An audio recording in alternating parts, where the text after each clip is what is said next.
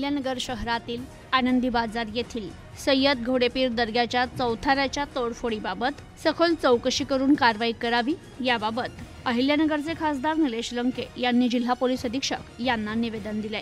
खासदार निलेश लंके यांनी दिलेल्या निवेदनात म्हटलंय, नगर शहरातील आनंदी बाजार परिसरातील सय्यद घोडेपीर दर्ग्याच्या चौथाऱ्यावर तोडफोड झाल्याची घटना अत्यंत दुर्दैवी असून हे धार्मिक स्थळ शेकडो वर्षापासून अबाधित असून सर्वांच्या श्रद्धेचे प्रतीक आहे। हिंदू मुस्लिम समाजाचेही श्रद्धास्थान मानले जाते, त्यामुळे अशी घटना घडणं चिंताजनक आहे। घटनेनंतर पोलिसांनी तातडीने कारवाई करून काही व्यक्तींना ताब्यातही घेतलाय, तरी या गुन्ह्याबाबत सखोल चौकशी करून दोषींवर कारवाई करणं अत्यावश्यक आहे। तर राहुरी शहरात नुकत्याच घडलेल्या छत्रपती शिवाजी महाराज यांच्या पुतळ्याच्या विटंबनेच्या घटनेमुळे देखील शहरात तणाव निर्माण झाला होता। त्या घटनेत संबंधित आरोपींना अद्याप अटक झालेली नाही अशी माहिती मिळते आहे। तर हा प्रकार गंभीर आणि खेदजनक आहे। अशा घटनांमुळे अहिल्यानगर जिल्ह्यातील कायदा सुव्यवस्था धोक्यात येते आणि नागरिकांमध्ये असुरक्षिततेची भावना निर्माण होतीये। आनंदी बाजार येथील घटनेची निष्पक्ष आणि सखोल चौकशी करून दोषींवर कारवाई करावी। राहुरीतील छत्रपती शिवाजी महाराज पुतळा विटंबना प्रकरणातही चौकशीला गती देऊन आरोपींना अटक करून कठोर कारवाई करावी। शहरातील संवेदनशील भागात पुरेसा पोलीस बंदोबस्त ठेवावा आणि अफवांना आळा घालण्यासाठी जनजागृती करावी, असं खासदार निलेश लंके यांनी निवेदनात म्हटलंय। Bureau report, news today 24 Ahilyanagar. त्यांनी रात्री 3:30 वाजता मला फोन नव्हता केला, परंतु मेसेज पाठवलेले होते। आता रात्री 3:30 वाजता दुर्दैवाने ते बघू शकलो नाही, कारण आदल्या दिवशी रात्री 10:30 पर्यंत आम्ही त्याच पोलीस स्टेशनला होतो।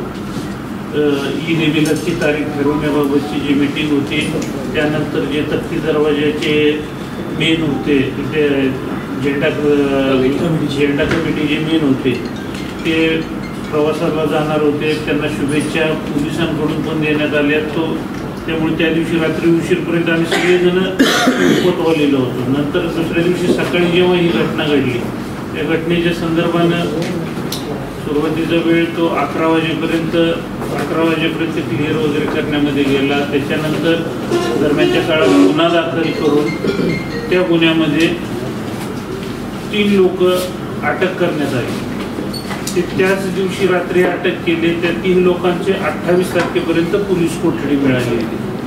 त्याच्याशिवाय काही इतर नावं समजलेली आहेत, त्यांचा शोध सुरू आहे। जसं आपण बऱ्याच जणांनी सांगितलं की त्या इतर जणांना कुणी हे करायला सांगितलं, तर साहजिक आहे त्या गोष्टीच्या बाबतीमध्ये पुढचं जसं काही टेक्निकल तपास करणं शक्य आहे, त्या गोष्टीचा तपास करून केवळ पूर्व इतिहास आहे किंवा ह्या गावात अशा प्रकारचं वातावरण आहे, त्यामुळं कुणाला तरी आरोपी करणार नाही।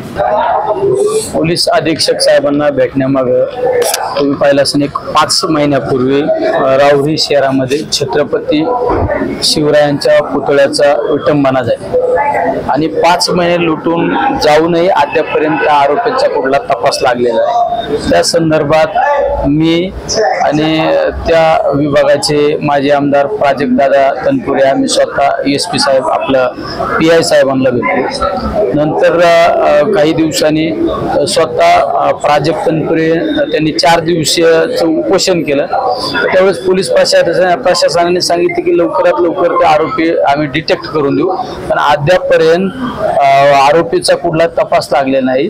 कारण ही गोष्ट महाराष्ट्रासाठी लाजिरवाणी गोष्ट आहे। ज्या छत्रपती शिवरायांची विटंबना होऊन जर अद्यापपर्यंत आरोपी सापडत नसतील, तर त्या गोष्टीचा आम्ही त्या ठिकाणी आज ESP साहेबांना सुद्धा सांगितलं की तुम्ही 5 महिने लुटून गेले आरोपी का डिटेक्ट होत नाही। आणि त्याचबरोबरीने काल परवा नगर शहरामध्ये 500 वर्षापूर्वीची जी दर्गा आहे, ती दर्गा रात्रीच काही समाजकंटकांनी JCPने ती दर्गा उद्ध्वस्त करण्याचा प्रयत्न केला। त्या बाबतीत सुद्धा पोलीस प्रशासनाने लवकरात लवकर JCPचा मालक असो किंवा ड्रायव्हर असो किंवा कोण त्यामध्ये इन्व्हॉल्व आहे असे 3 आरोपी अटक केलेले आहेत। पण यामागे मुख्य सूत्रधार कोण आहे, कोणाच्या सांगण्यावरून या गोष्टी होतात, ते सुद्धा आरोपी लवकरात लवकर त्याचा शोध घेतला पाहिजे। आणि अशा समाजामध्ये जातीय तेढ निर्माण करणारी जे समाजकंटके त्यांच्यावर कारवाई झाली पाहिजे याबाबत आम्ही SP साहेबांना भेटलो. आणि तुम्ही पाहिलं असेल उद्या गणेश उत्सवाला सुरुवात होत आहे. आपल्या महाराष्ट्रामध्ये नाही पूर्ण देशामध्ये गणेश उत्सव हा उत्सव सगळ्यात मोठ्या प्रमाणात साजरा केला जातो. त्या गणेश उत्सवाला सुद्धा पुढे काळिंबा लागली नाही पाहिजे. प्रत्येक ठिकाणी CCTV फुटेज लावले पाहिजे. कारण नगर शहरामध्ये येणारे भाविक गणेश उत्सवासाठी पूर्ण जिल्ह्यातून येत असतात. त्यामुळे ती सुद्धा दक्षता आपण घेतली पाहिजे.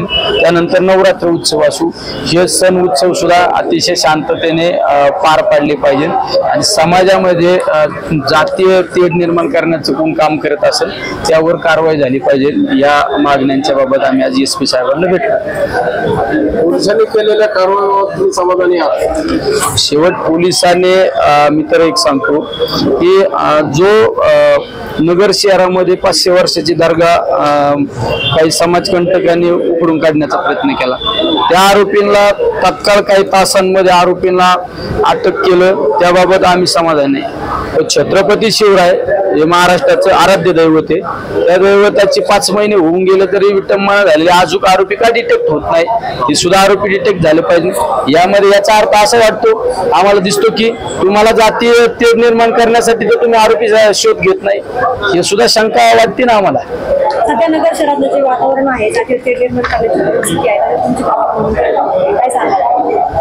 आम्ही जनतेला आपल्याद्वारे हेच आवाहन करू इच्छितो की समाजामध्ये जाती तेढ निर्माण करणाऱ्यांवर त्या ठिकाणी पोलीस प्रशासनाने ते वचक बसवली पाहिजे आणि समाजाने या गोष्टींकडे दुर्लक्ष केलं पाहिजे. विशेष करून जे नवनवीन तरुण लोक यामध्ये उडले जातात या जाळ्यामध्ये आणि त्यांचं आयुष्य खराब करण्याचा प्रयत्न जाणीवपूर्वक केला जातो. हे कुठेतरी थांबलं पाहिजे.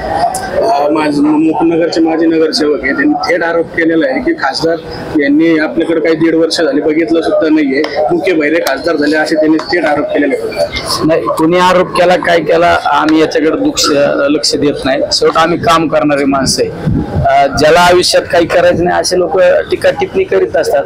माझा ते कायम डायलॉग आहे हत्ती चालता यार कुत्ते भुकते.